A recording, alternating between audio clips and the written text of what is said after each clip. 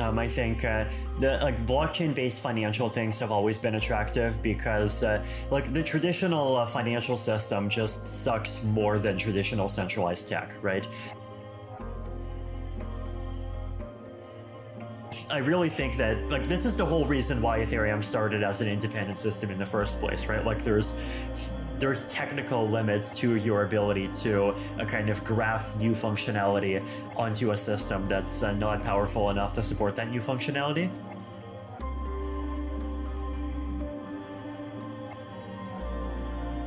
So Bitcoin is a blockchain that's designed for one application, right? Which is maintaining and letting people use Bitcoin, the currency.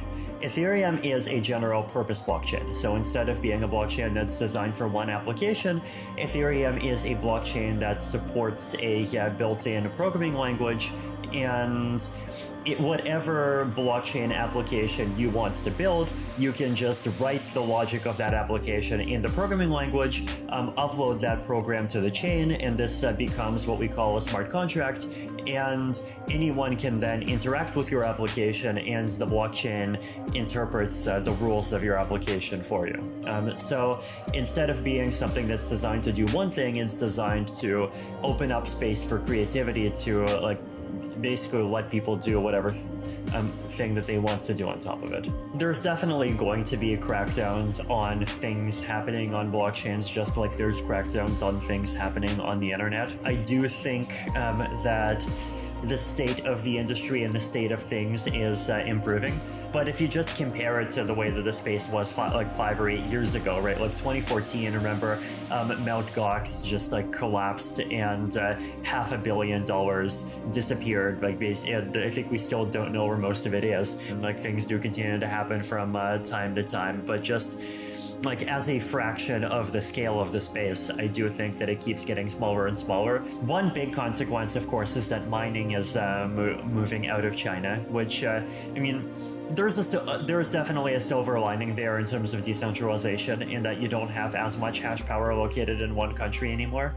But at the same time, the mining farms there were, real companies with real employees and real people. Some degree of regulatory action is happening, but it's not looking like, anything close to, the level of, say, what people feared 10 years ago. To me, I think that this is a temporary phase. I think what's happened is that just the internet as a whole, it grew a huge amount over the last 20 years, and for most of that 20 years, people just did not take security seriously. It's even the wrong thing to be doing, to be trying to blame attackers. Ultimately, the thing that's at fault is the fact that there are these excellent tools within cryptography and within, the technology behind cryptocurrency itself that allow you to be much more secure against these kinds of things. And my personal hope is that people at least see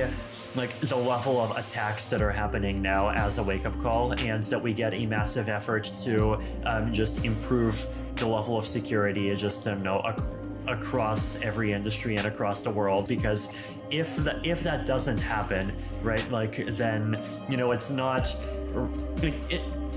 even ransomware attackers or that are going to be a problem. It's at some point whenever the first full-scale cyber war happens, if people are not prepared, it's something that could end up being something really bad for the world. I think there's a few candidates. DeFi is obviously one of them. I think the blockchain-based financial things have always been attractive because the traditional financial system just sucks more than traditional centralized tech, right? If I send an email to someone in Guatemala, then they're going to receive it in 1 second. With finance, you can't even say that. A lot of people and companies even today just use cryptocurrency to send money internationally. Outside of finance, think one interesting area where I think blockchains might go you notice that in order to access your assets in Ethereum, you need to have an account. We're getting to the point where there's a lot of work that's been done on making these accounts very secure. And so instead of just being accounts that hold money, like these turn into like fully blown profiles, right? And once you have profiles, then you can start doing decentralized social media on top of that. The social and financial things that you can do with that, like even working together, is something that I think could be really big. I think it's the future that contains fads, much like the internet was the future and the internet contained fads. There's definitely specific kinds of applications that do get overhyped from time to time, like ICOs back in 2017, and then there's certain kinds of DeFi right now, but at the same time, there's other DeFi projects that really are valuable. There's a combination of both, right? And figuring out which is maybe it's something that's difficult to see ahead of time, and it's something that we as an ecosystem are going to find out.